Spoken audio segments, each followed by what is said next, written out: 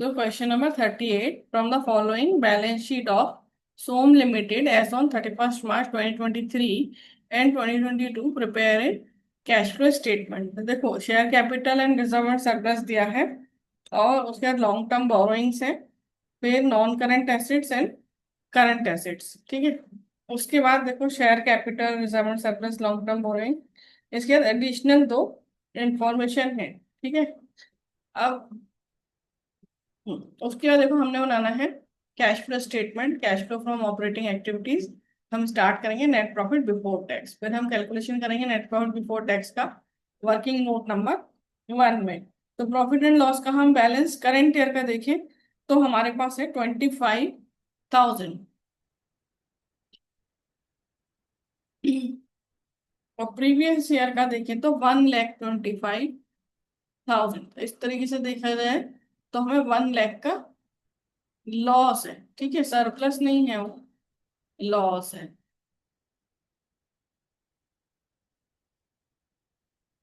तो अब इसमें हम ऐड करेंगे ट्रिप, TRIP। तो टी से है टैक्स प्रोविजन, तो टैक्स प्रोविजन तो इसमें दिया नहीं है। फिर आई से जनरल, वो आर से जनरल रिजर्व, तो जनरल रिजर्व आपका है 45 से 115 हो गया। सो 115 माइनस 45, 70,000। आई से इंटरिम डिविडेंड,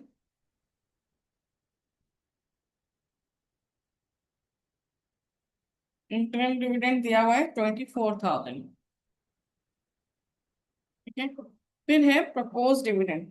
तो इसमें इक्विटी शेयर्स पे तो कुछ नहीं दिया, लेकिन प्रेफरेंस शेयर्स पर हमें देना होगा 50,000 पर 8%, क्योंकि हमने इंटरिम डिविडेंड दिया है तो उसके पहले हमें प्रेफरेंस डिविडेंड देना होगा 8% ऑफ 50,000, 4,000। ठीक है, अब इसका टोटल देख लेते हैं। 70 प्लस 24 प्लस 4, तो 98,000 और ये 1 लाख का माइनस, सो 2,000 का माइनस है। तो नेट लॉस बिफोर टैक्स।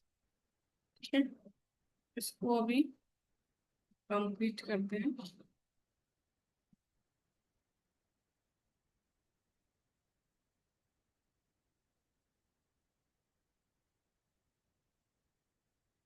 इसके इस 2,000 से फिर हम स्टार्ट करते हैं अपना क्वेश्चन यहाँ। फिर 2,000 का लॉस है ये। ठीक है, इसमें ऐड करेंगे while, so writing of intangible assets, so intangible assets तो इसमें है ही नहीं। ठीक है, फिर है interest paid on long term borrowing. So long term borrowing है नोट नंबर 3, 10% डिवेंचर्स है। पहले 1 लाख और फिर 75,000, तो जो 25,000 के रिडीम हुए हैं वो हम ऐसा अज्यूम कर रहे हैं कि at the end of the year हुआ होगा 31st मार्च 2023 को। तो हमारे पास पूरे साल रहे 1 लाख के डिवेंचर्स, 1 लाख पर 10%, सो 10,000। ठीक है, फिर है loss on sale of machine या फिक्स एसेट। तो देखो हमारी बुक वैल्यू थी 70,000 और चीज सेल हुई है 15,000 में, तो 70 माइनस 15, सो 55,000 का लॉस हो गया। उसके बाद है डेप्रिसिएशन, सो डेप्रिसिएशन का हमें फिगर निकालना पड़ेगा। ठीक है, तो हम वर्किंग नोट नंबर 2 करते हैं। तो मशीनरी अकाउंट,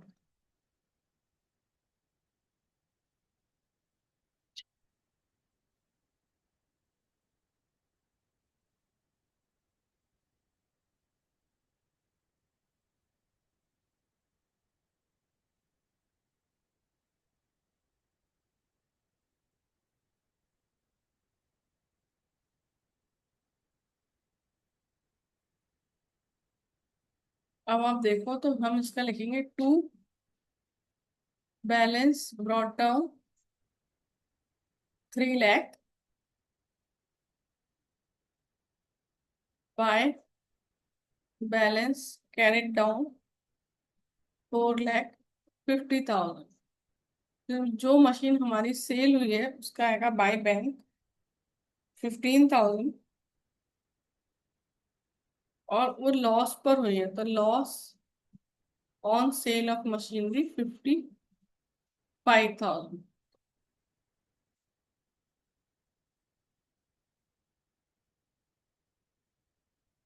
अब इसमें डेप्रिसिएशन कैसे निकालेंगे?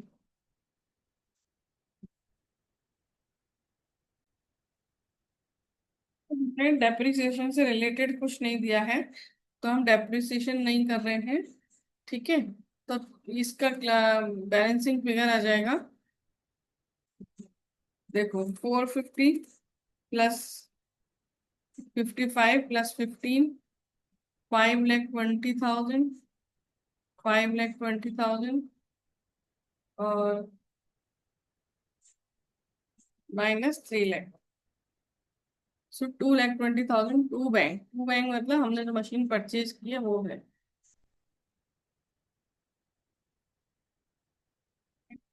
अब तो नो डेप्रिसिएशन।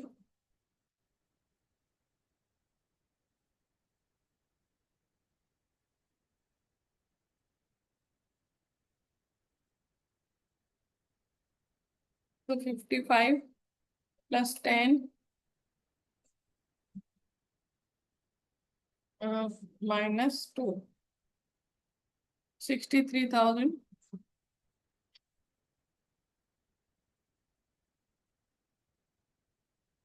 ठीक है,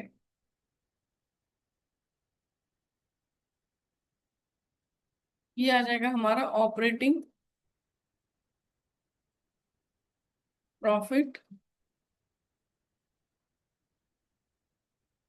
बिफोर वर्किंग कैपिटल चेंजेस। अब वर्किंग कैपिटल चेंज कर लेते हैं। Add decrease in current assets. Current assets में देखो इन्वेंट्री है जो कि इंक्रीज हो रही है, ट्रेड रिसीवेबल भी इंक्रीज हो रहे हैं, कैश कैश इक्विवेलेंट यहाँ पर आएगा नहीं, तो इधर कुछ नहीं आएगा। फिर increase in current liability. Current liability तो है ही नहीं, 63,000। फिर यहाँ आ जाएगा less increase in current assets. तो आप देखो इन्वेंट्री 50,000 से इंक्रीज हो रही है,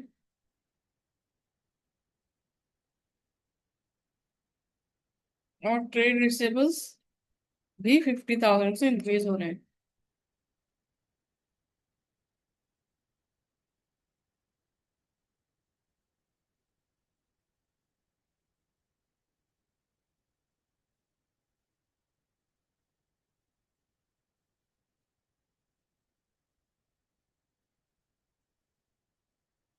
तो ये आ जाएगा cash used in operating activities 37,000। ये हो गया ए पार्ट। अब बी करेंगे।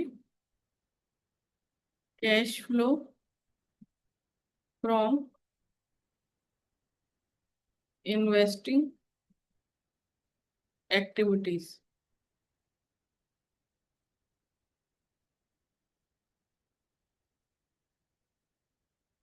अब आपको क्या करना है, जो हमने प्लांट मशीनरी परचेज की थी,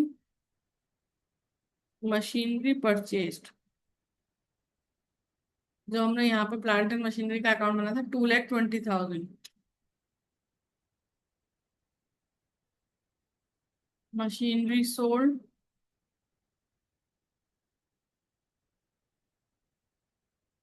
15,000।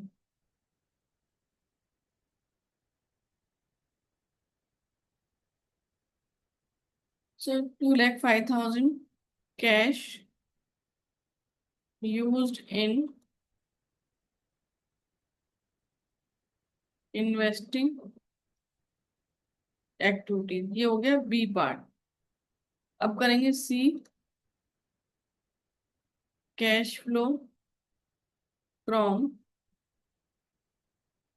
Financing activities. तो देखो शेयर कैपिटल आपका इंक्रीज हो रहा है, इक्विटी शेयर कैपिटल,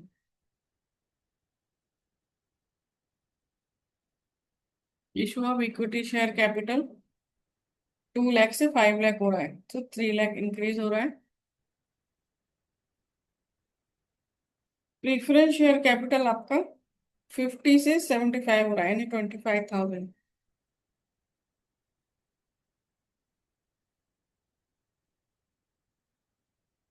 25,000।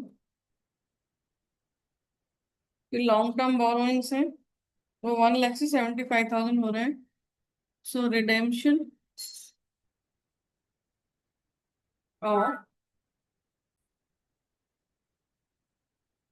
8% डिवेंचर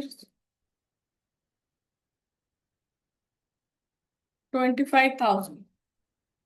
ठीक है। उसके बाद interim dividend pay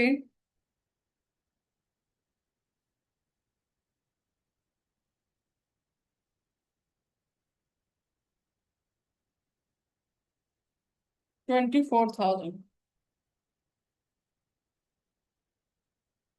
preference dividend paid, तो प्रेफरेंस डिविडेंड था 50,000 पर 8%, 4,000। और हमारा था debenture interest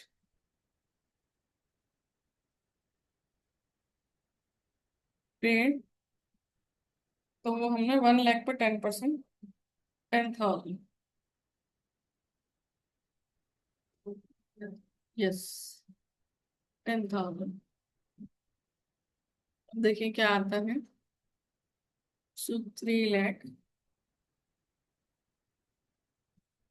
minus 24,000, 4,000, 10,000, 2,62,000। Cash flow from financing activities. फिर ये हो गया C part. So net cash increase decrease A plus B plus C. 2,62,000 minus 2,05,000 minus 37,000, 20,000। फिर opening cash and cash equivalent 45,000। Closing cash and cash equivalent 65,000। तो आप देखो आपके book में यही क्लोजिंग कैश भी है और यही हमारा आंसर भी है। यदि ये हमारा क्लोजिंग कैश के इक्वल आ जाता है तो हमारा आंसर करेक्ट है। So it's done. Thank you.